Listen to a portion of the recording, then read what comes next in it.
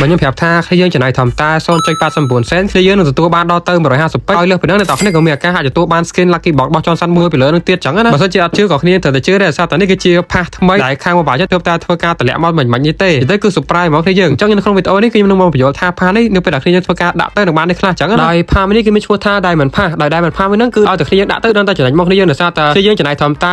0.89 សេនទេគឺគ្នាយើងទទួលបានមកវិញដល់ទៅ150ពេចហើយនឹងមានឱកាសអាចទទួលបាន skin lucky box របស់ Johnson ចឹងណារួមទៅនៅក្នុង game គេលក់ក្នុងតម្លៃវា$1ក៏ប៉ុន្តែអ្នកគ្នាអាចធ្វើការចូលក្នុង website ខ្ញុំបានដោយក្នុង website ខ្ញុំគឺលក់ក្នុងតម្លៃធម្មតា 0.89 សេនទេដោយ link website នេះគឺមាននៅលើ profile Facebook page ហើយបើមិនចូលទេអ្នកគ្នាអាចចូលតាម link ដែលខ្ញុំតម្លាក់នៅក្នុង comment ខាងក្រោមបានចឹងណារបៀបក្នុងការទិញគឺស្រួលទេបើគ្នាយើងធ្វើការចូល link ហ្នឹងហើយវានឹងនាំគ្នាយើងមកកន្លែងហ្នឹងហើយគ្នាយើងចុចទៅលើហុក Mobile Legends នេះមកបន្តមកគ្នាគ្រាន់ធ្វើការវាយ ID ជាមួយនឹងសវាយ ID បន្តមកចុចពិនិត្យឈ្មោះពេលដែលពិនិត្យឈ្មោះឃើញហើយយើងអាចធ្វើការរើអាកញ្ចប់ Diamond Pass ហ្នឹងបានដល់ទៅធ្វើការរើកញ្ចប់ Diamond Pass ហ្នឹងយើងគ្រាន់តែចុចទៅលើពាក្យបង់ប្រាក់ចឹងមកអញ្ចឹងវានឹងធ្វើការ load QR គ្នាយើងយក QR យកទៅ scan នៅគ្រប់ធនាគារបានចឹងណាបើសិនគ្នាយើងធ្វើការប្រភេទទៅលើ app FBA វានឹងធ្វើការ load ចូល app FBA auto ហើយអញ្ចឹងរបៀបនៅក្នុងការយកពេជ្រហើយនឹង skin ហ្នឹងគឺស្រួលទេគ្រាន់តែគ្នាធ្វើការទិញ Pass ហ្នឹងហើយយើងចូលក្នុង game ហើយ claim កន្លែង Pass ហ្នឹងជារៀងរាល់ថ្ងៃឲ្យគ្រប់រយៈពេល7ថ្ងៃទៅអញ្ចឹងគ្នាយើងនឹងធ្វើការអាច claim ពេជ្រគ្រប់បាន150ពេជ្រហ្នឹងហើយលើសពីនោះគឺយើងអាចទទួលបានអាកាសកោសនេះដើម្បីផ្សងសំណាងយក skin lucky box របស់ Johnson អញ្ចឹងណារួមទៅ Pass មួយហ្នឹងដាក់ទៅដឹងតែចំណេញមកនេះយើងឲ្យតែគ្នាណាដែលចូលទៅលេង game រាល់ថ្ងៃគ្នាយើងដាក់ Pass ហ្នឹងទៅគឺប្រកាសជាអត់ខាតទេ